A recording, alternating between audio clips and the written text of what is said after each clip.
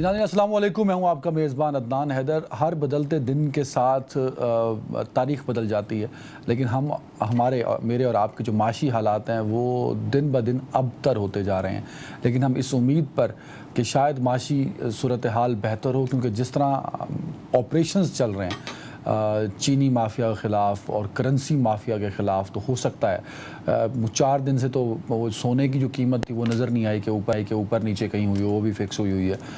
Dollar جو بے قابو تھا وہ بھی کسی حد تک قابو ہے۔ اب یہ اگر اسی طرح سچویشن رہی تو عوام کو ریلیف کب ملے گا؟ آف کورس جب بڑے لیول پہ ہوگا تو نیچے ریلیف آنے میں تھوڑا ٹائم لگے گا، لیکن امید کرنی چاہیے کہ مہنگائی سے ہم سب بہت تنگ ہیں، تو آف کورس آج ہم اس پہ بھی بات کریں گے۔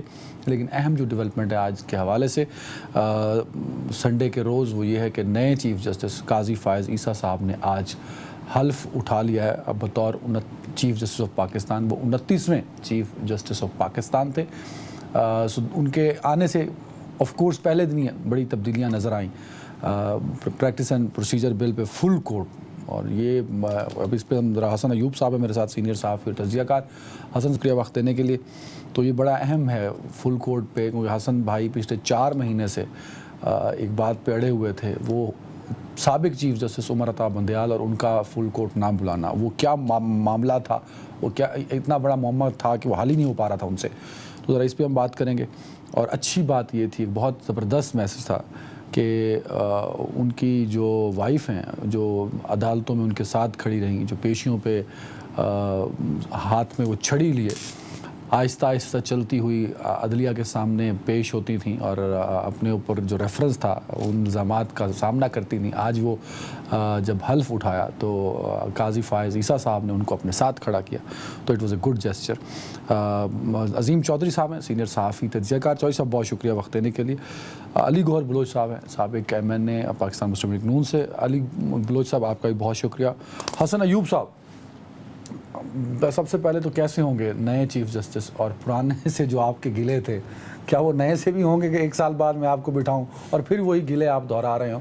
اور ذرا آڈینس کو بتائیے گا کہ فل کورٹ کل ہوگا، تو یہ تو اتنا آسان کام تھا، انہوں نے تو آتے ہی بلا لیا۔ عطا بندیال صاحب پہ سب تنقید کرتے رہے، کورٹ میں ان کو کہا جاتا رہا، بٹ وہ ہمیشہ اس سے اوائڈ کرتے رہے۔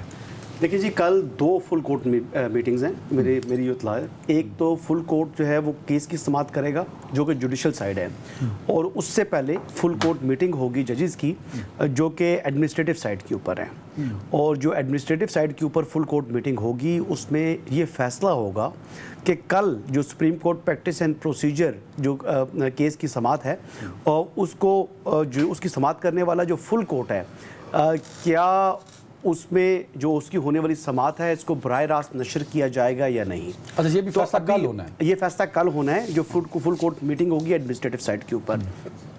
لیکن بہرحال اس وقت کی اطلاعات کے مطابق جو اس وقت یعنی اٹارنی جنرل آفس کی جانب سے کمیونیکیٹ کر دیا گیا ہے ministry of information and broadcasting کو کہ آپ اپنے انتظامات رکھیے گا، کل صبح جو ڈیسیژن ہوگا فل کورٹ میٹنگ کا اس کے بعد یہ دیکھیں گے کہ ہو سکتا ہے کہ آپ کو اس کو براہ راست نشر کرنا پڑے۔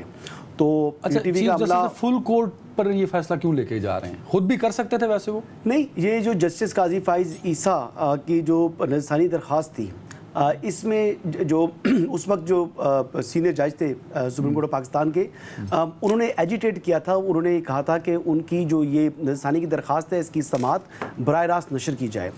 تو اس کے اوپر جو سپریم کورٹ کا 10 ممبر جو کیا تھا بینچ تھا، اس کا فیصلہ تھا کہ جی یہ معاملہ سپریم کورٹ کا فل کورٹ جو ہے ایڈمنسٹریٹو سائیڈ پر اس کا فیصلہ کرے، تو اس لیے اس کو پینڈنگ کر دیا گیا ہے۔ جہاں تک ان سے کیا توقعات ہیں، توقعات یہی ہیں جی کہ آئندہ آنے والے دنوں میں آپ دیکھیے گا کہ آئین اور قانون کے مطابق فیصلے ہوں گے، لائکس اینڈ ڈس لائکس نہیں ہوگی، کوئی سہولت کاری فراہم نہیں کی جائے گی، جیسے کہ نئی جو تاریخ رقم کی، یعنی سابق chief justice supreme court of Pakistan نے کہ ایک ملزم کو دوران ریمانڈ سپریم کورٹ بلوایا گیا اور پرائم منسٹر کے پروٹوکول میں بلوایا گیا، مرسیڈیز بینز میں بلوایا گیا، اور جب وہ کمرہ عدالت میں داخل ہوئے تو ان کے لیے محبت کا یہ عالم تھا، ان کی بے چینی کا یہ عالم تھا کہ ان کو دیکھتے ساتھ کہا good to see you Khan صاحب، ویلکم۔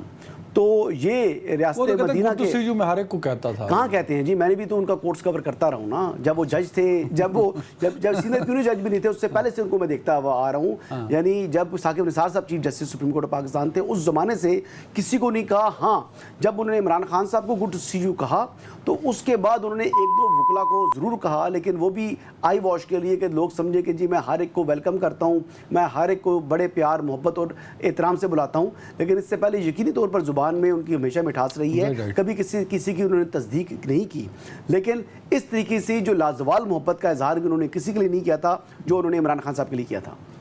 چودھری صاحب, ہم جب سپریم کورٹ کی بات کرتے ہیں آف کورس چیف جسٹس سے بہت سی توقعات ہوتی ہیں, بہت سی امیدیں ہوتی ہیں. ہم نے دیکھا کہ پچھلے 10 سالوں میں افتخار چودھری صاحب گزرے, 15 سالوں 17-18 سالوں میں افتخار چودھری صاحب گزرے, پھر وہ ثاقب نثار صاحب, پھر کھوسا صاحب, اب عطا بندیال صاحب. تو بہت ساری امیدیں اب ہم نے لگا لی ہیں قاضی فائز عیسیٰ صاحب سے. تو آپ کو کیا لگتا ہے کہ یہ امیدوں پہ پورا اتریں گے؟ کیونکہ امیدیں صرف یہی ہیں کہ جو کام ہے چیف جسٹس آف پاکستان کا, فوکس کرے وہ اپنے کام سے, اپنی رسپانسبلٹیز سے. جو سیلف پروجیکشن ہے اور بلا وجہ ایک سیاسی مداخلت ہے وہ نہیں ہونی چاہیے, جو کہ ان 3-4 نام جو میں نے لیے, یہ چیف جسٹس جان بوجھ کر یا انجانے میں سیاسی معاملات میں اپنا انفلوئنس کرتے رہے. کیا ان توقعات پہ قاضی صاحب پورا اتر پائیں گے سر؟ بہت شکریہ عدنان آپ کا. دیکھیں, میں آپ سے یہ عرض کرنا چاہوں گا, قاضی فائز عیسیٰ صاحب کے لیے جو پیڈسٹل مقرر کیا گیا ہے وہ بہت ہائی ہے. ان سے بے شمار توقعات وابستہ کی جاتی ہیں.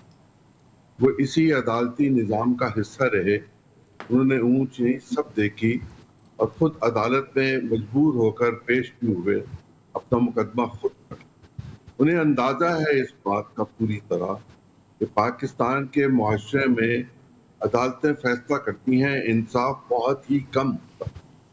اگر قاضی صاحب پاکستان کے معاشرے میں انصاف کو ہوتا ہوا دکھا دیں کہ یہ انصاف ہو رہا ہے, اور انصاف ہمیشہ حقدار کے لیے ہوتا ہے, فیصلہ زوراور کے لیے کر دیا جاتا ہے, اور یہی ہمارے معاشرے کی وہ تفریق ہے کہ جس کی بنیاد پر ملزمان جو مجرم ہوتے ہیں وہ قابو نہیں آتے, اور بہت سارے بے گناہ لوگوں کو پھانسی کے بعد باعزت بری کر دیا جاتا ہے.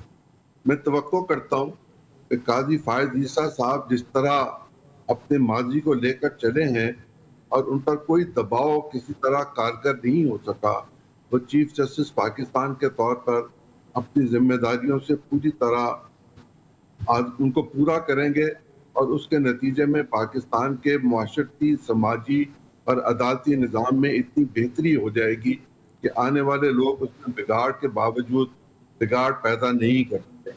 اگر انہوں نے ابتدا ٹھیک کر دی, جس کا امکان نظر آ رہا ہے کہ وہ کریں گے, تو یقیناً عمارت سیدھی کچھ تو خیر انہوں نے آتے ہی 2-4 اقدامات تو ایسے کیے جو فوری انہوں نے کر دیا, حالانکہ وہ چاہتے تو وہ منڈے ٹیوزڈے یا ایک آدھ ہفتہ لے سکتے تھے. علی گوہر بلوچ صاحب, سر آپ کے تو بہت اختلافات رہے, وہ ثاقب نثار ہوں, وہ کھوسا صاحب ہوں, بندیال صاحب سے بھی آپ نے حالانکہ کئی فیصلے انہوں نے آپ کے حق میں بھی دیے, لیکن آپ کے اختلافات ہی رہے. تو آپ کیا سمجھتے ہیں چیف جسٹس قاضی صاحب سے جو امیدیں عوام کو ہیں, وہ آپ عوامی نمائندے ہیں, وہ ان امیدوں پہ پورا اتریں گے سر؟ بسم اللہ الرحمن الرحیم. دیکھیں عدنان, صورتحال یہ ہے کہ معذرت کے ساتھ جسٹس کھوسا, ثاقب نثار اور بندیال صاحب, ان کا کمپیریزن جو کہ لگ رہا ہے وہ مطلب ہے کہ اگر آپ کسی آنیسٹ جج کے ساتھ یا کسی باصول جج کے ساتھ کرتے ہیں تو میں تو ایک سیاست کے طالب علم کے حیثیت سے بالکل سمجھتا ہوں کہ ان کا کمپیریزن نہیں بنتا. یہ تو انہوں نے تو عدلیہ کے مقام کو مجروح کیا. ان لوگوں نے چیف جسٹس کا جو عہدہ ہے, جو تقدس تھا سپریم کورٹ کا, اس کو پامال کیا ہے. انہوں نے سہولت کاریاں کی ہیں, انہوں نے انصاف کا مطلب ہے کہ دھرم تختہ کیا ہے ان لوگوں نے. تو ان لوگوں کا کسی ساتھ کمپیریزن کرنا, میں یہ نہیں کہتا, ظاہر ہے جسٹس قاضی فائز عیسیٰ صاحب ابھی تو آج ان کا پہلا دن ہے اوتھ کیا, ہم ان کے لیے دعا گو ہیں کہ وہ انصاف کریں, اور جب میں یہ کہہ رہا ہوں کہ انصاف کریں تو اس کا یقینی طور پر یہ مطلب نہیں ہے کہ میں کسی سیاسی پارٹی کی طرف اشارہ کر رہا ہوں کہ اگر ان کا جھکاؤ اس طرف ہوگا تو انصاف ہوگا. جب انصاف ہوتا ہے تو وہ ہوتا ہوا نظر آ جائے. تو دیکھیں جس طرح سے آپ نے دیکھا کہ جب ایک کیس تھا جس میں حمزہ شہباز کو اتارا گیا تھا اور وہاں پر آئین کو ری رائز کیا گیا تھا, اس وقت وکلا اور ہماری پارٹی اور ہم لوگ چیخو پکار کرتے رہے کہ بھائی فل کورٹ بنا دیں. اور ظاہر ہے کہ اگر اس ایشو پر فل کورٹ بن جاتا, اگر یہ جو تاریخ تھی الیکشن کی جو صوبوں کی تھی اس پر فل کورٹ بن جاتا تو بہت سارے تنازعات جو تھے عدنان صاحب حل ہو سکتے تھے. چاہے وہ فیصلے ہمارے حق, ہم یہ تو نہیں کہہ رہے تھے کہ ہمارے حق میں فیصلے کریں, ہم تو یہ کہہ رہے تھے کہ آپ مطلب فل کورٹ بنائیں تاکہ یہ سیاسی طور پر انتہائی اہم کیسز ہیں, کسی پارٹی کو یہ گنجائش باقی نہ بچے کہ کل کو وہ یہ کہے کہ مجھے انصاف ملے. کہ ان کو بندیال صاحب کو تو پورا جوڑتے رہے تحریک انصاف کے ساتھ ہر حوالے سے. غلط جوڑا ہے ویسے وہ تو نہیں, وہ تو ایک ڈیفرنٹ ڈیبیٹ ہے, بٹ حسن بھائی فلور پہ کھڑے ہو کے یہ علی گور بلوچ صاحب کی بھی تقریریں نکال لیں, کو 3-4 دفعہ میں نے سنا ان کے منہ سے. بالکل ہے کی ہے. جب بھی کوئی ظاہر ہے سہولت کاری کرے گا, ایک فریق بنے گا. آپ نے کہا کہ ہم جوڑتے رہے, ہم جوڑتے نہیں رہے, وہ تو ایلفی ہو چکے تھے. مقصد ہے کہ وہ تو چپک چکے تھے, اگر آپ ان کو الگ کرتے تو وہ ٹوٹ جاتے. سر ویری رائٹ, بالکل ٹھیک. انہوں نے مطلب ہے کہ ہم نے اور آپ نے ان کو ٹوٹنے سے بچایا ہے کہ وہ اتنے نتھی ہوئی. میں ایک چیز بتانا چاہ رہا ہوں. اب یہ دیکھیں کہ جو اطلاعات موصول ہو رہی ہیں کہ 9 مئی کے واقعات میں جو سابق چیف جسٹس تھے عمر طاہر بندیال, ان کی فیملی ملوث ہے 9 مئی کے واقعات میں. اور ابھی تک کی جو میں نے دیکھا ہے کہ کسی ایک شخص کو بھی جو 9 مئی کے واقعات میں ملوث پایا گیا اس کو معافی نہیں ملی. تو میں امید کرتا ہوں اپنی اسٹیبلشمنٹ سے, میں امید کرتا ہوں ریاستی اداروں سے, میں امید کرتا ہوں گورنمنٹ آف دا ڈے سے, میں امید کرتا ہوں سی ایم پنجاب سے کہ وہ بھی اگر وہ ملوث پائی گئی ہے ان کی فیملی تو دے ول شو نو مرسی. کوئی اگر پائی گئی ہوتی تو گرفتاری ہو جاتی. سر پائی جا چکی ہے نا, میں آپ کو بتا رہا ہوں نا, میری بات سن لیں آپ بات مان لیں جو میں بات بتا رہا ہوں کہ وہ ان کی فیملی اس پہ ملوث پائی گئی ہے. اور اب کیا ایکشن لیا جائے گا نہیں لیا جائے گا یہ اب ان کے اوپر انحصار ہے, لیکن ان کی فیملی ملوث پائی گئی ہے 9 مئی میں. یہ تو آج تک روکا اس لیے تھا کہ وہ چیف جسٹس ہیں, اس لیے ایکشن. یہ تو پھر ان سے متعلقہ سوال ہے, مجھ سے متعلق تو نہیں ہے. اس کا جواب میں تو نہیں دے سکتا, یہ تو متعلقہ ادارے دے سکتے ہیں. لیکن یس, جو فارمر چیف جسٹس عمر طاہر بندیال کی فیملی اس معاملے میں ملوث پائی گئی ہے تو یہ چیز دیکھنی ہے. اور دوسری چیز یہ ہے کہ خالی اس میں کہاں پائی گئی ہے, آپ نے ان کی جو ساس تھی ان کا آپ نے آڈیو نہیں سنی جب وہ کہتی تھی ہیلو رافعہ علی یہ کمبخت تو مارشل آرٹ بھی نہیں لگاتے. تو میں نے اس طرح کی گفتگو انہوں نے کی ہے, اتنا اوپن اینڈ کلیئر جو ہے وہ آڈیو ان کی آئی, آپ کو لگتا ہے لاؤڈ اینڈ کلیئر ان کی آڈیو آئی, لیکن اس کے باوجود اگلے کچھ روز میں عطا بندیال صاحب بھی نرگے میں آ سکتے ہیں, یہ آپ کا اندازہ ہے؟ نوٹ ہی ہمسیلف, اندازہ نہیں, میں آپ کو انفارمیشن دے رہا ہوں کہ ان کی فیملی ملوث ہے. اچھا دوسری بات یہ ہے کہ اب یہ کب آئے گی کب نہیں آئے گی یہ تو متعلقہ اداروں سے متعلق سوال ہے نا, یا مجھے اختیار دے دیں تو پھر میں تو نرگے میں لے آؤں گا. ٹھیک ہے, اب اس بات کو چھوڑ دیں. اگلی بات کرتے ہیں کہ جب ان کی اپنی ساس کا کیس آیا, یعنی خوش دامن کا ان کا معاملہ تھا, تو اس کیس میں بھی ریکیوز نہیں کیا, بلکہ انہوں نے کہا کہ ریکیوزل کا مطالبہ عدلیہ کی آزادی کے اوپر حملہ ہے. کو خدا کا خوف کرو, کوئی دنیا میں کون سا ملک ایسا ہے جس میں کوئی جج بیٹھا ہو جس کی اپنی ساس کا ایشو اور وہ کہے جی میں نے ریکیوز نہیں کرنا, اور پراپر دلائل ہوئے, دلائل کے بعد فیصلہ محفوظ ہوا, پھر کتنے ٹائم فیصلہ محفوظ رکھا اور بعد میں کہا جی کہ ہم جو ہے وہ ریکیوز نہیں کریں گے, میں ہی یہ کیس سنوں گا. بھئی آپ کے علاوہ کوئی جج نہیں ہے, یا جو لوگ سپریم کورٹ ایلیویٹ ہو کر آئے ہوئے ہیں وہ انصاف نہیں کر سکتے, اور اگر غلط بندے آئے ہیں تو آپ بطور چیئرمین سپریم جوڈیشل کونسل ان کا احتساب کریں, اور اگر وہ درست لوگ ہیں تو وہ ان پر اعتماد کریں. لیکن انہوں نے نہیں کیا. یعنی سینئر پیورے جج نے جب جسٹس قاضی فائز عیسیٰ نے یا ان کے بعد جو جسٹس سردار طارق مسعود تھے انہوں نے اپنے جوڈیشل نوٹس میں اظہار کیا, انہوں نے کھل کھلا کے یہ باتیں کی, لیکن بہرحال اب ہم لوگ یہ کریں گے کہ یہ ماضی ہے تو مٹی پاؤ. تو افسوس کی بات یہ ہے کہ جو مٹی پاؤ کا جو ہمارا ٹرینچ سٹارٹ ہو گیا اس ملک کے اندر, اس کی حوصلہ شکنی ہونی چاہیے. یہ بتائیں جو تفریق ہوئی جس کا آپ تو خیر برملا اظہار کرتے رہے, کیا وہ ختم ہو پائے گی یا وہ کنٹینیو رہے گی؟ उस जजेस के दरमियान देखिए मुझे groups आज जो थे। एक सीनियर मोस्ट जजेस जो हैं सुप्रीम कोर्ट के, उनमें से अगर समझ लें कि जो चीफ जस्टिस के बाद 2 जज हैं, उनमें से एक जज ने मुझे कहा कि यार अब हमारी अंदर जो डिवीज़न है, ये तफरीक है, वो यकीनी तौर पर होगी, लेकिन आप इस बात का बहुत इजहार करते हैं अपने जो प्रोग्राम्स के अंदर, तो आपका इसका इजहार कम करें। भाई मैं क्यों इजहार रहेगी वो डिफरेंस? मैं क्यों इसका इजहार कम करूं?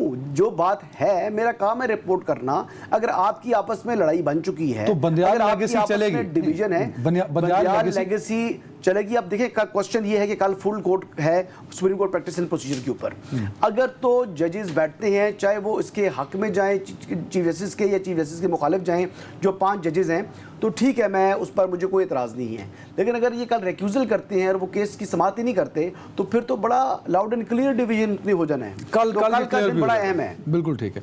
अली गौर बलोच साहब, सर 90 रोज में इलेक्शन, आपकी CCI आपने करा दी 2 गैर मुंतखब वज़ीर आला को बिठा के, तो अगर ये कोर्ट में चला गया मामला, तो प्रेशर तो आपके किए गए इकदामात पर आएगा ना कि आपने आइन को या सियासी प्रोसेस को डीरेल करने की कोशिश की है आपकी हुकूमत ने।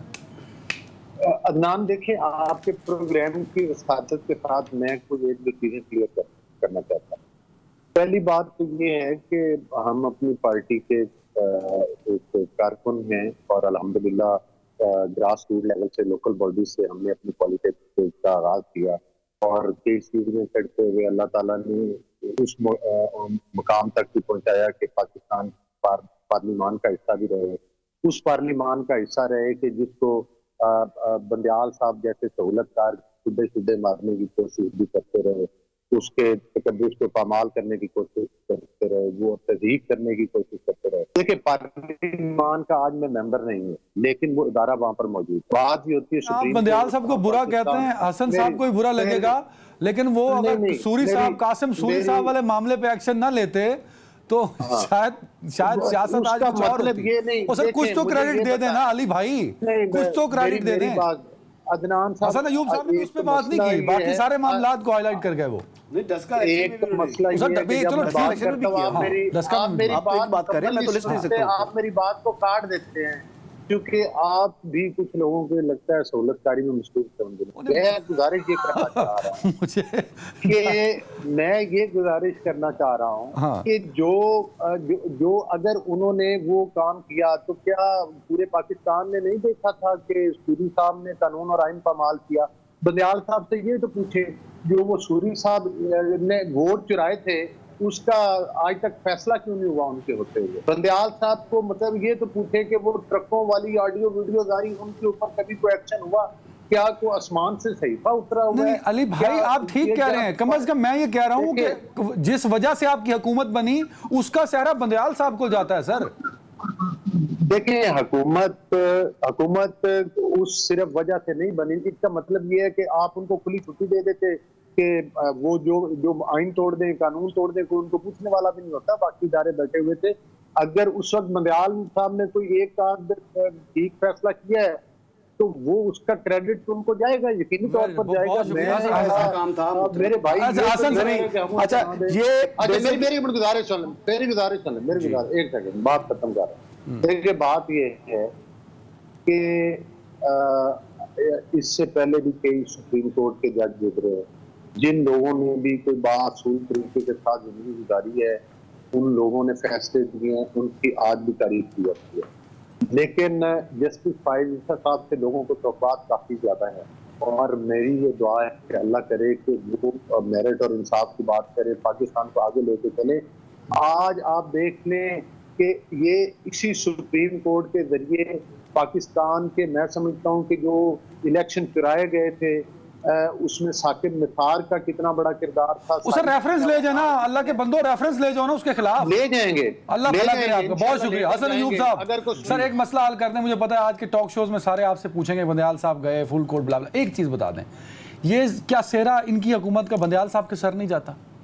नहीं, अगर वो ना आते ये वो केस था जिसमें जो डिप्टी स्पीकर कासिम सूरी साहब की जो रूलिंग थी, ये वो केस था कि अगर बंदियाल साहब की जगह अगर साकिब निसार साहब भी होते तो उन्होंने भी यही करना था।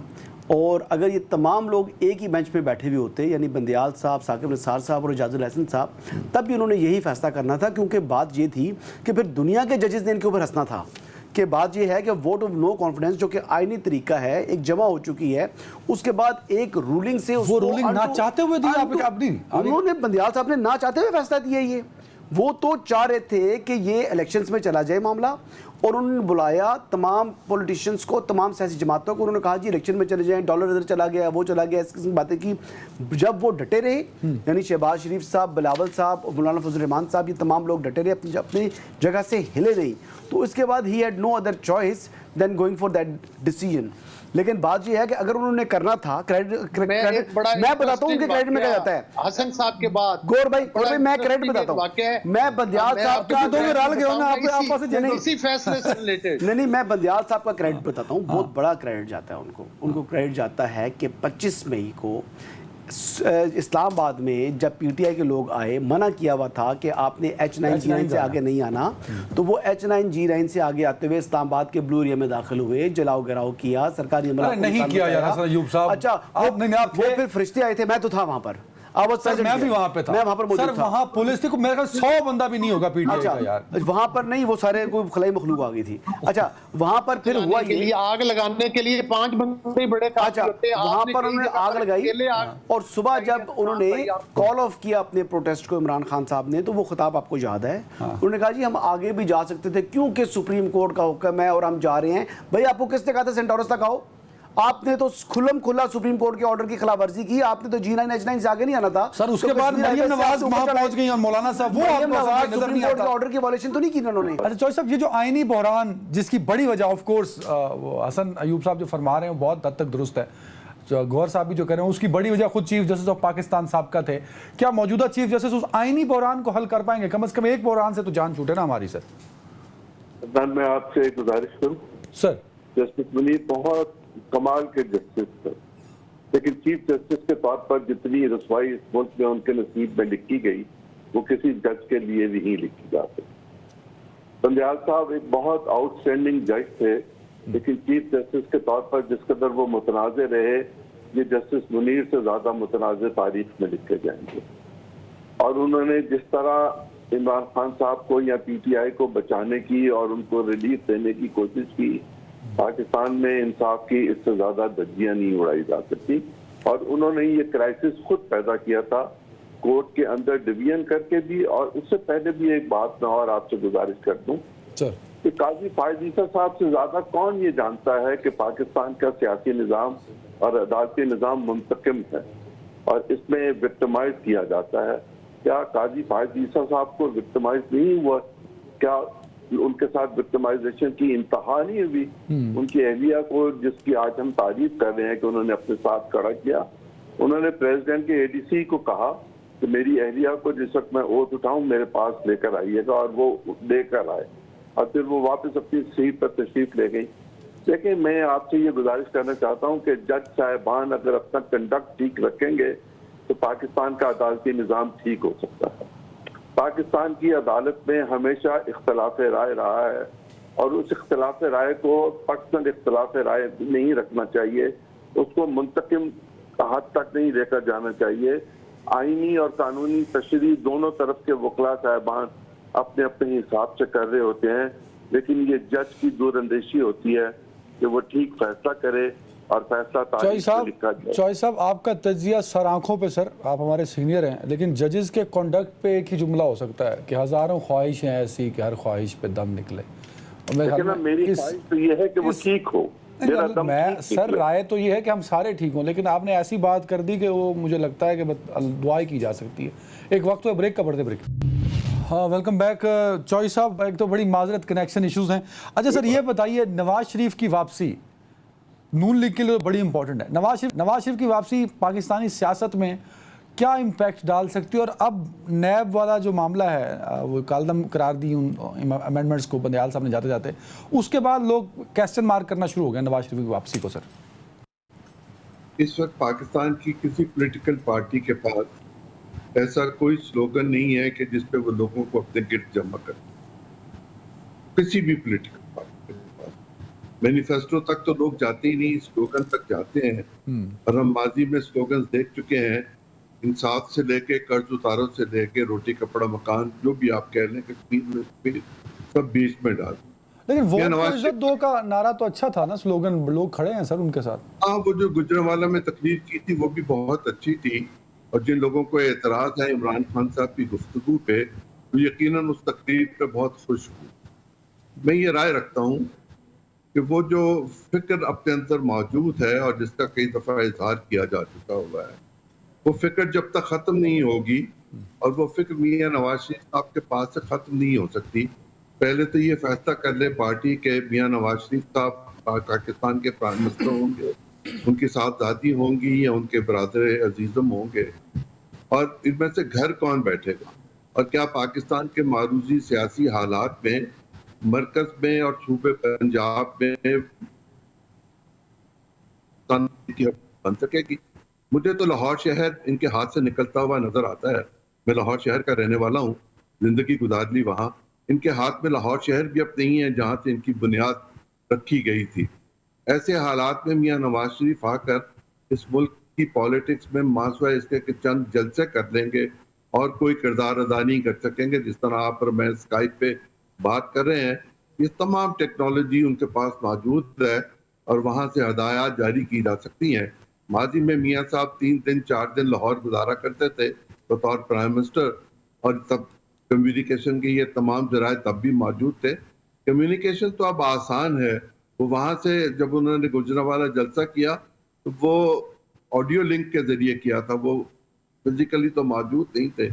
मेरा नहीं ख्याल कि इन हालात में मियां नवाज शरीफ के आने से कोई बड़ा फर्क पड़ेगा, और मुझे तो इस बात का कम इम्कान नजर आता है कि मियां साहब तशरीफ लाएंगे। हसन अयूब साहब, आपकी मुलाकात भी हुई, आपने कुछ 10 दिन वहाँ गुजारे भी सही, वहाँ चल क्या रहा है? नवाज शरीफ साहब क्या वापस पाकिस्तान आएंगे या नहीं आएंगे? ये भी अभी तक एक क्वेश्चन मार्क है। ये बात आप बिल्कुल तसल्ली रखें, नवाज शरीफ साहब आ रहे हैं। जो अनाउंस डेट है 21 अक्टूबर को वो पाकिस्तान पहुँच जाएंगे। रहा सवाल कि उनके आने से फ़र्क पड़ेगा नहीं पड़ेगा, लेकिन नवाज शरीफ साहब अब पुराने वाले नवाज शरीफ साहब नहीं होंगे। उसकी वजह यह है कि जो बातें मेरी उनसे हुई, 1-on-1 मुलाकात हुई और बड़ी तफसीली मुलाकात हुई। मुलाकात में उन्होंने मुझे बड़े वाज़ेह और दो टोक अल्फाज में मुझसे सवालात किए। मियां साहब की क्वालिटी ये है कि वो सुनते हैं अगले बंदे को, वो अपनी बात नहीं सुनाते बल्कि वो कहते हैं आप बताएं। तो मुझसे उन्होंने पहला क्वेश्चन किया कि आप क्या चाहते हैं कि जो हो गुजरा पाकिस्तान के साथ, पाकिस्तान के जो आज माली मुश्किलात है, जिन हालात में पाकिस्तान पहुंच चुका है, जबकि दूसरी जानिब 2017 में पाकिस्तान जो है वो दुनिया की 24वीं जो है वो इकनॉमिक पावर था, लेकिन आज पाकिस्तान $1 बिलियन को तरस रहा है। इंडिया चांद पर पहुंच चुका है, G20 का इजलास को होस्ट कर रहा है, लेकिन पाकिस्तान के पास $1 अरब नहीं है। अपना कर्जा वो नहीं उतार पा रहा, पाकिस्तान की मुश्किल हालात है। तो जिन लोगों ने पाकिस्तान को इस स्टेज पर पहुंचाया है, चाहे वो इस्टेब्लिशमेंट के लोग हैं, यानी उन्होंने नाम लिया जनरल बाजवा का, जनरल फैज़ हमीद का, या उन्होंने पनामा जजेस का नाम लिया, तो उन्होंने कहा कि क्या इनको छोड़ दिया जाए, क्या मट्टी पाओ प्रोग्राम किया जाए। तो मैंने कहा जी कि ऐसा तो नहीं होना चाहिए। तो उन्होंने कहा बिल्कुल, मैं भी ये चाहता हूँ कि ऐसा ना हो। और उन्होंने कहा कि अगर मौजूदा चीफ जस्टिस जो यानी अभी आज जो चीफ जस्टिस बन चुके हैं, जस्टिस काजी फ़ाइज़ ईसा, अगर ये जुडिशरी का एहतसाब करना चाहें तो इस्टेब्लिशमेंट को और उनकी जमात को इनको स्ट्रेंथन करना होगा, इनके हाथ मजबूत करने होंगे। उन्होंने ये भी कहा कि अगर मैं 2/3 अक्सरियत के साथ अगर वज़ीर-ए-आज़म बन भी जाऊँ और मुल्क ट्रैक पर ना आ सके तो मेरे वज़ारत उज़्मा का या हुकूमत देने का कोई फ़ायदा नहीं है। 16 महीनों में और अगर और उस पर भी बात हुई, मैं बताता हूँ। और अगर ऐसा ना करते और अगर ऐसा नहीं होता, मैं वज़ीर-ए-आज़म नहीं बनता और कोई भी शख्स मुल्क को ट्रैक के ऊपर ला सके तो मुझे खुशी होगी। मेरे होने या ना होने से फ़र्क नहीं पड़ेगा। मेरी सियासत जो है अगर वो कुर्बान भी हो जाए और मुल्क जो है वो सिमत में आ जाए तो उसका वो फ़ायदा घाटे का नहीं है। जब मैंने बात की कि आपने 16 माह आपके भाई ने हुकूमत की, तो इस पर उनका कहना था कि बिल्कुल वो बहुत मुश्किल हालात थे, मुल्क डिफ़ॉल्ट होने के करीब था। और बुनियादी तौर के ऊपर जब उनसे बात हुई तो वो बात 10 साला जो मंसूबा था जनरल फैज़ हमीद, जनरल बाजवा और इमरान खान का, कि वो 10 साल तक वो उन्होंने इक़्तिदार करने पर में रहना था। चाहे उन्होंने कहा अगर वो प्लान होता तो आज खुदा न खास्ता मुल्क डिफ़ॉल्ट हो चुका होता। तो उन्होंने कहा कि जिस वजह से उन्होंने गवर्नमेंट ली, अपना पोलिटिकल कैपिटल लूज़ किया, वो बुनियादी वजह यही थी कि पाकिस्तान डिफ़ॉल्ट ना हो। आप तो वर्किंग सहाफ़ी हैं ना, आप उनके सामने फिगर्स रखें کہ جب آپ آئے تھے اپریل میں تب صورتحال مئی میں یہ تھی, آپ جب جا رہے ہیں تب یہ تھی, تو عمران خان کا دور تو بڑا اچھا دور تھا as compare to these 16 months. بیڑا غرق ہو گیا اکانومی کا, اب ہم ڈیفالٹ کے زیادہ آگے چلے گئے, غریب مر گیا. نہیں, اب خیر ڈیفالٹ کا جو خطرہ ختم ہو چکا ہے. ڈیفالٹ پر تو آپ کو لے کے گئے, اور آئی ایم ایف کی کنڈیشنز کو سخت کرنے میں پہلے بھی بتا چکا ہوں آپ کو, اسی پروگرام میں بولا تھا کہ پاکستان کی اکانومی نہ کویت کی تھی, نہ قطر کی تھی, نہ سعودی عرب کی تھی. جب آپ نے کمٹ کیا ہوا تھا آئی ایم ایف کے ساتھ کہ پی ڈی ایل کو آپ نے 50 روپے تک لے کے جانا ہے, اس ٹائم آپ 30 روپے فی لیٹر پیٹرول کی قیمت کم کر کے اور اس کو بریکٹ کر دیا تھا 3 ماہ کے لیے. تو آپ غریب ملک تھے, تھرڈ ورلڈ کنٹری کا ملک تھے, بیل آؤٹ پیکج میں تھے آئی ایم ایف کے. پھر اپنی حرکت کر گئی. اس کے بعد آئی ایم ایف نے جو ہے نا آپ کے ساتھ کنڈیشنز اور اپنی جو ٹرمز اینڈ کنڈیشن بڑی سخت کر لی تھی. لیکن یہ باتیں میری ان سے ہوئی ہیں. میں نے ان کو کہا کہ جی کیا ملک دوبارہ ٹریک پر آ سکتا ہے, تو انہوں نے کہا جی آ سکتا ہے, لیکن پہلے اگر لوگوں کا احتساب ہوگا جنہوں نے ملک کو اس نیچ تک پہنچایا. وہ کون کرے گا؟ یہ تو مشرف سے بھاگ گئے, تو یہ کریں گے جنرل باجوہ, جنرل فیض, تو ثاقب نثار کا احتساب بالکل ان کا تو یہ تو جنرل مشرف کی دفعہ بھاگ گئے. بیسیکلی اس مرتبہ نواز شریف صاحب کہہ رہے ہیں کہ مجھے گورنمنٹ ملے نہ ملے, میں نے احتساب کرنا ہے. احتساب کرنا ہے, ڈٹرمنٹ ہے. علی گور بلوچ صاحب, نواز شریف صاحب ڈٹرمنٹ ہے, اور یہ وہی نواز شریف صاحب ہیں جو وزیر اعظم تھے اور مشرف کا احتساب نہیں کر سکے تھے, ان کو بلکہ فیسیلیٹیٹ کیا باہر بھیجنے میں. اور دوسرا سر, لوگوں کا ماننا ہے, یہ عظیم چودھری صاحب کا نہیں ہے, یہ میرا بھی ماننا ہے, یہ آپ کا بھی اندر سے ماننا ہوگا کہ ووٹ بینک اس وقت نون لیگ کا ڈیمیج ہو چکا ہے 16 مہینے کی کارکردگی کے بعد. گور صاحب دیکھیں, بات یہ ہے کہ 16 مہینے کی کارکردگی نہ کہیں, یہ پاکستان کے جو بھی معاشی حالات ہیں, یہ 3.25 سال چیئرمین پی ٹی آئی کو جس طرح سے مسلط کیا گیا, اور اس سے پہلے دھرنے اور اس سے پہلے ساتھی, جن ساتھیوں کے ذریعے آر ٹی ایس سسٹم اور دیگر طریقوں کے ساتھ ووٹ کرا کے اس ارسطو کو پاکستان پر مسلط کیا, اس نے پاکستان کا بیڑا غرق کیا. ہاں, 16 مہینوں میں کوئی چھو منتر واقعی نہیں ہو سکا جس کے ذریعے کر دیا, اور 16 مہینے کی حکومت کر بھی نہیں سکتی تھی. یقینی طور پر دوبارہ گورنمنٹ آئے کہ نواز شریف جیسا شخص پرائم منسٹر بنے اور اس ملک کو لے کے 13 سے 18 والے جس طرح چیلنجز تھے ان کو لے کے چلے, ان کو بہتری کی ٹریک کے اوپر ڈالے. الحمدللہ یہ سب کچھ ہو جائے گا.